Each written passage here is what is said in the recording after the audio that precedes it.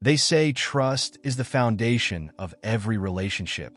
But what happens when that trust is shattered? In a marriage that seemed perfect, I uncovered a secret so devastating. It changed everything.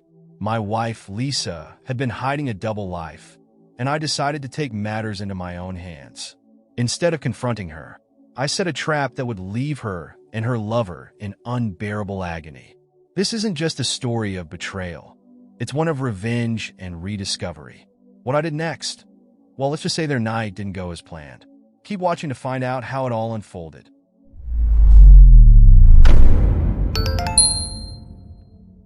I never thought I'd find myself here, sharing my story on a relationship advice forum. Honestly, it's the last place I imagined I'd end up. But after discovering my wife, Lisa, had been cheating on me, I felt compelled to get it off my chest. Funny how life throws these things at you, right? I always thought we were solid. Yet here I am, trying to make sense of it all. Maybe it's my own fault for being too trusting, too blind. But man, it's shocking when you find out. It wasn't just the betrayal itself, but the realization that the signs were probably there all along. Looking back, I'm still amazed I didn't see it sooner. We've been married for 7 years. Lisa's a journalist, always traveling for work. I handle the house, taking care of all the little things while she's off chasing stories. It was a system that seemed to work, at least on the surface. There was a certain satisfaction in knowing I was doing my part, even if it meant long stretches without her around. But in hindsight, maybe I ignored too much. She was always so busy, so distant sometimes, but I chalked it up to the demands of her job. Now though, I'm starting to think those absences were more than just work. I just didn't know how much until recently. It all started when I needed something from her travel bag. She had left it out from her last trip, so I figured I'd grab some hygiene items. That's when I found them, condoms and lubricant. My stomach dropped. We've never used these. Not once. It was like a punch to the gut, a clear sign something was seriously wrong. My mind raced, trying to process what I was seeing. Stimulant for someone else, maybe, but for me, it was the beginning of a spiral. How long had this been going on? How could I have missed it? That discovery shattered the comfortable illusion I'd been living in. Lisa and I had what most people would call a stable marriage. 7 years together, building a life that seemed steady from the outside. We were the typical couple, shared responsibilities, a few arguments here and there, but nothing that ever made me question our bond. She's always been driven by her career, and I admired that about her. Being a journalist, Lisa traveled often, and I took on the role of managing things at home. I was comfortable with it, content even, believing I was doing my part to keep our life running smoothly. In some ways, I found satisfaction in being the one who kept everything together. But the more I think about it now, the more I realize I was blind to the distance growing between us. Her trips became more frequent, longer, and when she was home, it felt like her mind was always somewhere else, her phone constantly buzzing with work updates. I shrugged it off as stress, thinking I was supporting her by giving her space to unwind. I trusted her completely. The intention was always to be the partner who understood her, who didn't question her dedication to her job. But deep down, there was something off. Little things that I ignored because I didn't want to believe they meant anything. Looking back, the signs were all there, hiding in plain sight. I didn't want to face the possibility that our marriage wasn't as perfect as I thought. I convinced myself that this was just the ebb and flow of a long-term relationship. But now, I can't help but wonder, were those work trips really about work? How long had I been fooling myself? It's strange to think that what I once found so satisfying, our routine, our roles, was masking a much bigger problem. And now that I've seen the truth, I can't unsee it. The moment everything changed came so unexpectedly. I wasn't looking for trouble, I just needed to grab some toiletries. Lisa had left one of her travel bags in the corner of our bedroom, and without thinking, I opened it. My heart sank when I saw what was inside. Condoms and lubricant. My mind went blank for a second, trying to process what I was looking at. These weren't things we used, not once in our 7 years together. That familiar feeling of security I had always relied on shattered in an instant. It wasn't a suspicion anymore. It was right there in front of me. I stood there for what felt like an eternity, staring at the items, trying to make sense of it all. Could there be some kind of explanation? Was I overreacting? But deep down, I knew. My thoughts raced, jumping from one painful scenario to another. How long had she been carrying on with someone else? Was this the reason for all her work trips? Every piece of evidence pointed in one direction, and it made me sick to think that this had been happening behind my back for who knows how long. It was a brutal realization, and it felt like the ground had been pulled out from under me. The worst part was I couldn't confront her right away. I needed proof, something more than just what I found in her bag. The doubt gnawed at me, but so did the need for certainty. My intention wasn't just to confront her, but to fully understand what had been going on. So I held back, choosing not to let on that I knew anything. But in that moment, I made up my mind. I had to know the full extent of her betrayal, and I'd do whatever it took to find out. I didn't confront Lisa right away. As much as I wanted to storm in and demand answers, I knew it wouldn't get me the truth. I needed more than just suspicion, more than the condoms and lubricant I'd found. I needed proof. That's when I made the decision to hire a private investigator. It felt strange, almost surreal, like something out of a movie, but it was the only way I could be sure. I wasn't going to jump to conclusions without having concrete evidence. The idea of her lying to me, sneaking around, had to be proven, and I wasn't going to stop until I knew everything. The investigator moved quickly. Within days, he came back with news that confirmed what I feared most. Lisa wasn't just on business trips. She was meeting a man named Jeff. I remember sitting there, listening as the investigator laid it all out. Photos, dates, locations. It was like watching my life crumble in slow motion. There was no doubt anymore. Jeff was someone she had been seeing regularly during the time she was supposed to be working. I felt a wave of anger, frustration, and hurt all at once. It wasn't just about the betrayal. It was how easily she had lied to me, over and over again. I couldn't shake the image of them together. Every time Lisa packed her bags, every time she kissed me goodbye, it was all a lie. But I stayed calm, or at least tried to. The investigator's work gave me what I needed, the cold, hard facts. My next step wasn't going to be confronting her directly. No, I wanted her to feel the same humiliation, the same burning pain that she had put me through. The satisfaction of knowing I had a plan in motion began to replace some of the initial shock. Now, it was time for me to act. Once I had the proof, the anger settled into something colder, more calculated. Confronting Lisa wasn't enough. I wanted her to feel the weight of what she'd done. So, I came up with a plan, a way to make her regret every lie, every deceitful moment. The private investigator had already told me where she and Jeff were planning to stay on their next work trip. A hotel, of course. So I booked a room in the same hotel, right next to theirs. I was no longer just the trusting husband. I was becoming someone with intention, someone who wouldn't let this slide. Before she left for that trip, I made a little adjustment to her travel bag. It was almost too easy.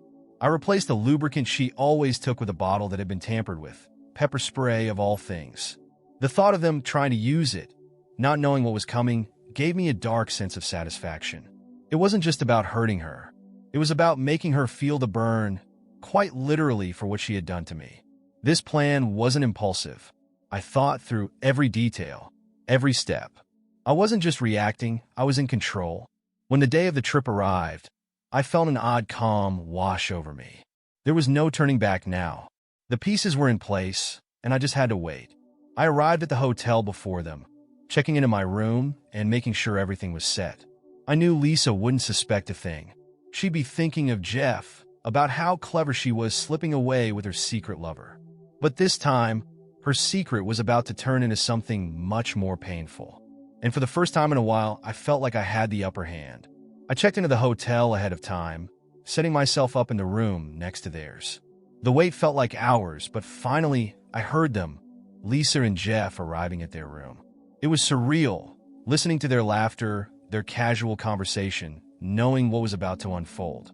I kept my ear to the wall, heart racing as I imagined them getting comfortable, unaware of the trap I had set. There was a twisted sense of satisfaction building in me. I wasn't just a passive observer anymore. This was my moment to watch their smug little game backfire. It didn't take long.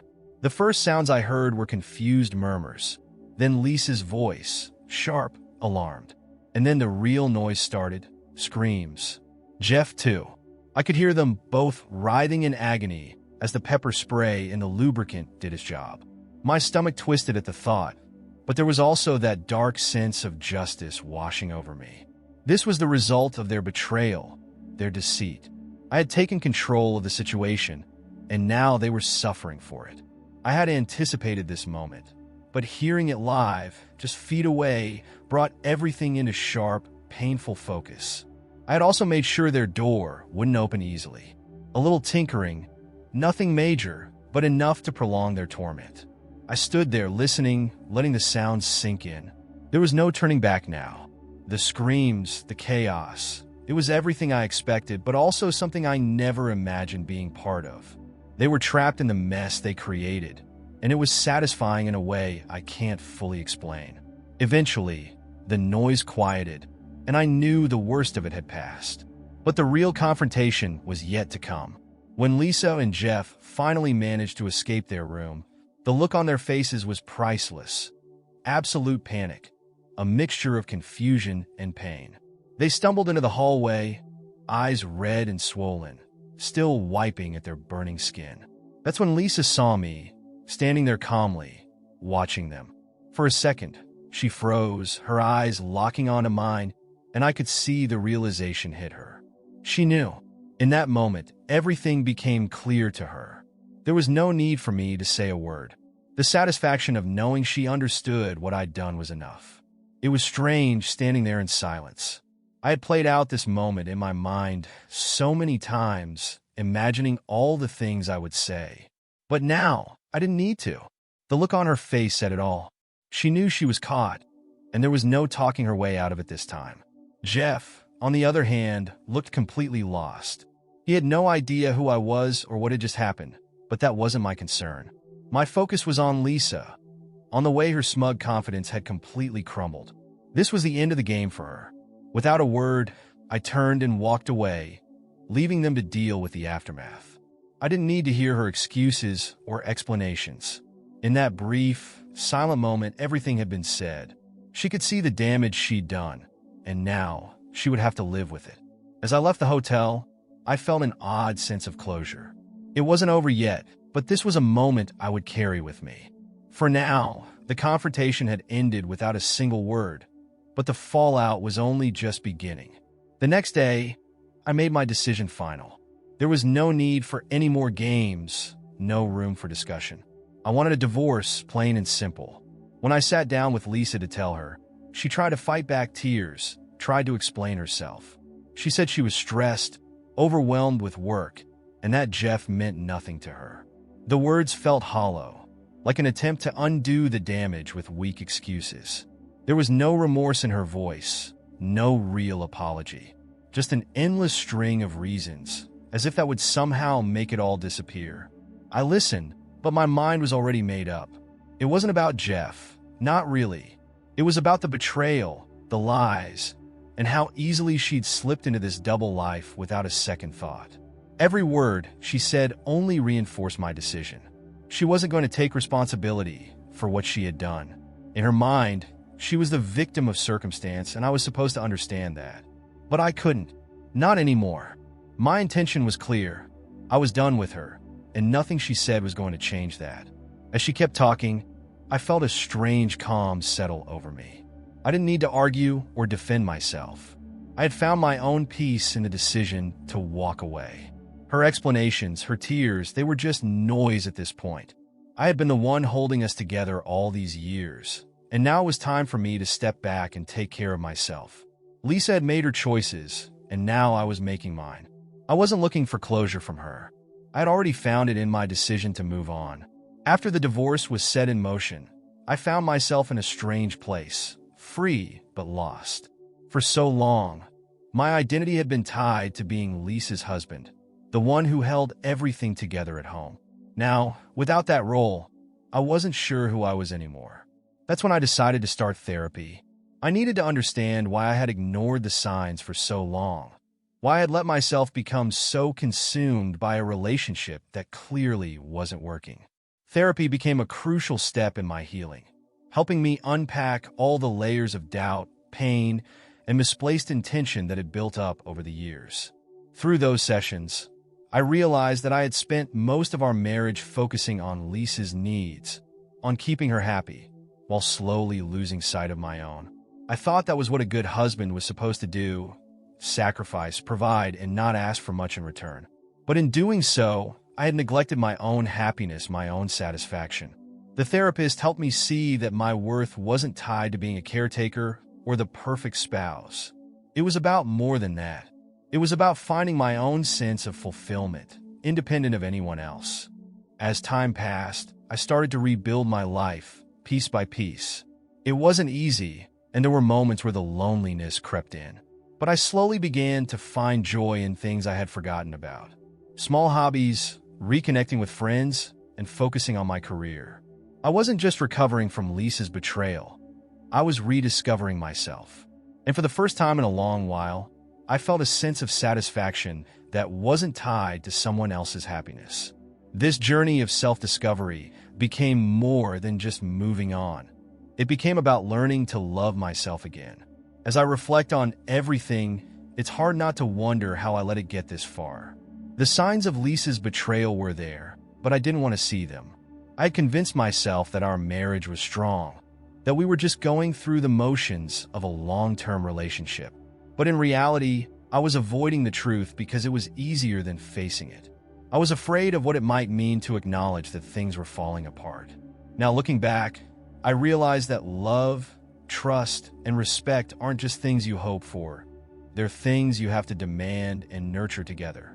The truth is, I wasn't ready to admit that Lisa had changed, or maybe she had always been this way, and I just didn't want to see it.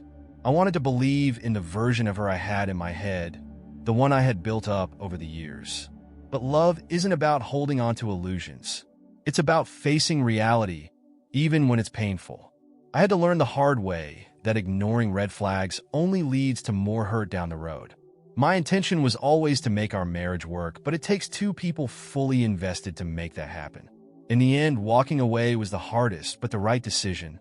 It wasn't just about escaping the pain of betrayal. It was about reclaiming my life and my happiness. I've come to understand that staying in a toxic relationship only strips away your own sense of worth. It's a tough lesson, but one I needed to learn. Now, as I rebuild, I know that the next time, I won't ignore the signs. I won't settle for anything less than a relationship built on mutual respect, love, and honesty. And that's a lesson worth holding on to.